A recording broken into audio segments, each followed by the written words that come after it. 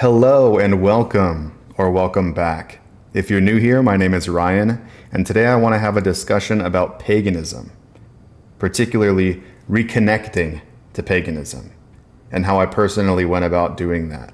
Because I noticed that my story is a little bit different than pretty much everybody else I know in the pagan community. And I think my upbringing and involvement in my Native American culture through my childhood and early adulthood has influenced how I reconnect to paganism. And I say reconnecting because all of our ancestors were pagan at one point, up until Christianity happened. And even after Christianity, the church had such a hard time converting the pagans that they had to adopt pagan celebrations and slap that old Jesus Christ on it. And now it's Christian, but is it really Christian? Anyways, that's a whole different discussion. So how did I go about reconnecting that is so different than a lot of my peers? I don't see paganism as a spirituality. I don't see paganism as a religion. I see it as a culture. Because what is Native American religion? What is Lakota religion? What is Tewa religion? What is Mexica religion? Aztec religion? You know? The religion is the culture, is the religion, is the culture. It's one and the same. You cannot separate it. You just do what you do. They are things that you do when you are a part of that culture.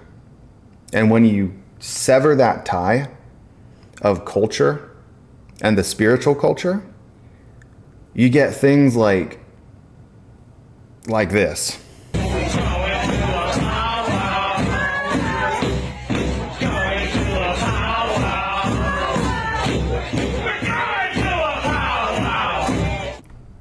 Or this. One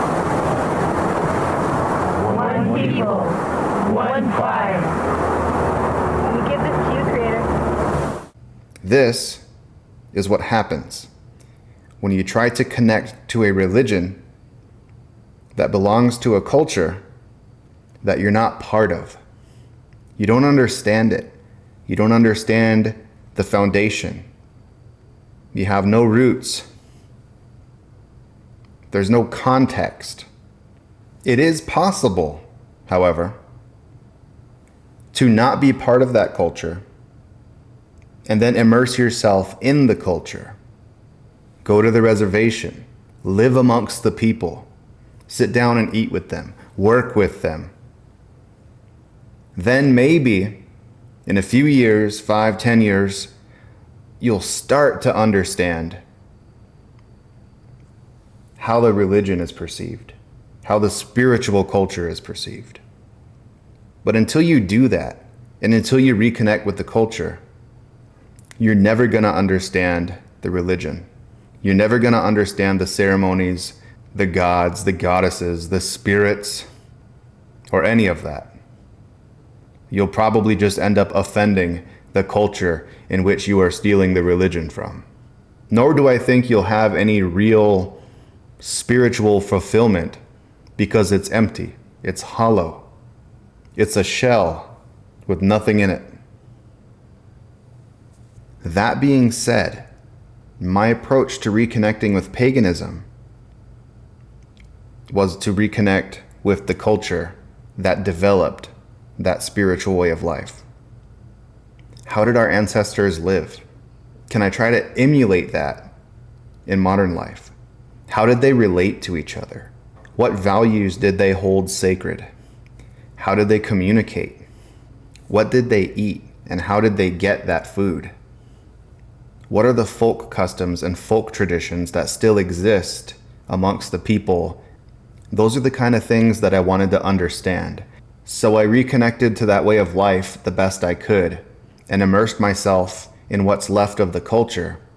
So maybe, just maybe, I can start to understand why they developed that spiritual worldview that they did, why they developed the ceremonies that they did and the rituals that they did, and what echo, has those ceremonies and rituals and way of thinking left behind in modern day Germanic or Celtic countries, because there are echoes of paganism left over.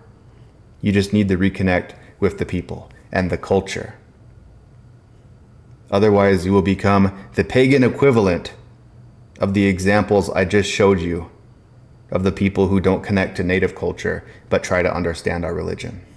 I'm going to give you a personal example based on my experience growing up as a native person, involved in the culture, involved in ceremony, thinking I understood it. I guess I understood it more than your average reconnecting native or your average non-native who jumps directly into the religion. But I was disconnected as well. And what I mean by that is, well, everyone's disconnected because we don't live in teepees anymore. We don't hunt buffalo anymore. Yet we have a religious and ceremonial complex that encompasses the buffalo as a centerpiece. There's been a disconnect there. So how can we truly understand the buffalo like our ancestors did? I can never do that. I've never hunted a buffalo, but I have lived out on the land for 6 years.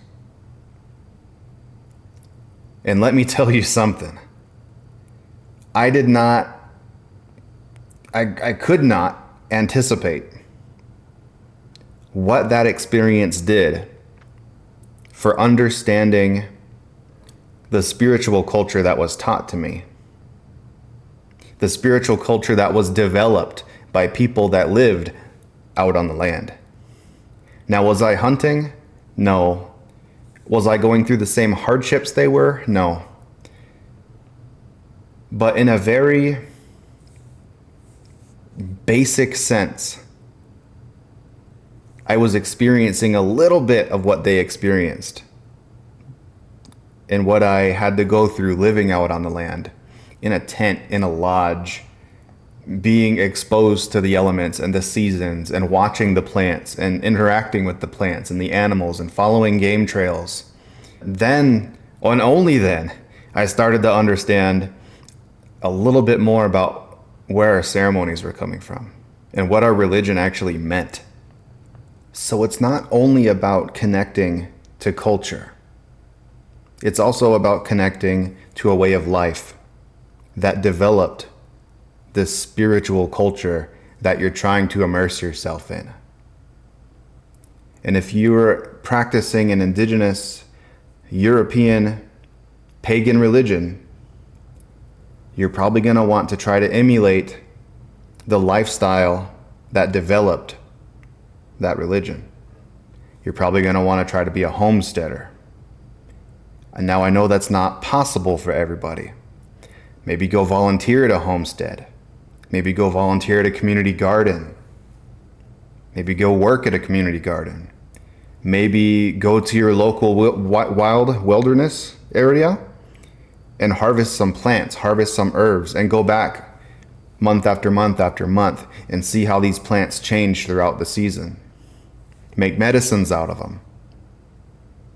Folk medicine, herbal medicine, folk remedies, folk doctoring, based on sympathetic magic, the way our ancestors perceive the world. Then maybe you can understand Thor and Odin and Frigg and Freya.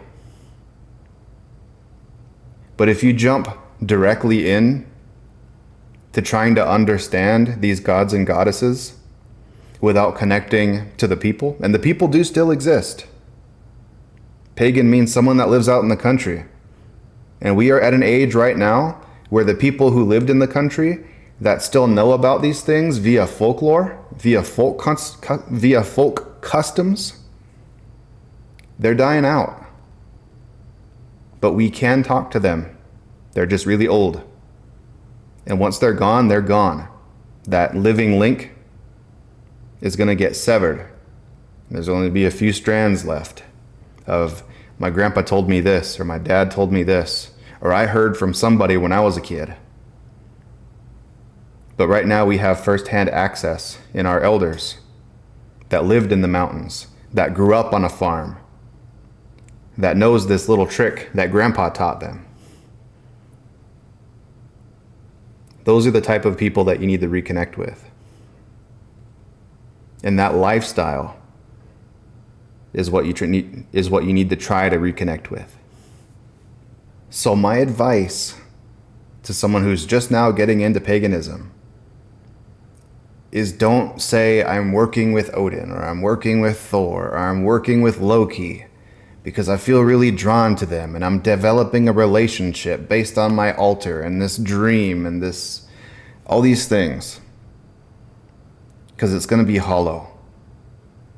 And you might end up abandoning paganism because it does feel hollow after a while. Before you're going to look at it and you're going to go, what am I doing? What am I really doing? And then you're going to move on and you're going to sell some of your things and you're going to pack them away. But it's not something you can ever just put aside if you're part of the culture. I can never put away being native. I can never move on to something else. I'm always going to be this. And our religion is just something that I do as a native person. And that's what I think you need to strive for as a pagan. Immerse yourself in the culture of the people and the lifestyle of the people that developed the spirituality you feel drawn to. And once you are of the culture, it's who you are. And the spirituality doesn't become a religion or a connection with a god or a goddess. It becomes something that you do as a rural Irish farmer with the fairy tree in the middle of their field. Or that's something that you do as a Pennsylvania Deutsch person with a Butzemann that has been magically activated to be a guardian of your garden. Don't reconnect to your gods and goddesses. Reconnect to your culture. Then when you become one of the people, you'll understand the gods and goddesses better. Thank you so much for watching. Please like, subscribe, and I will see you next time.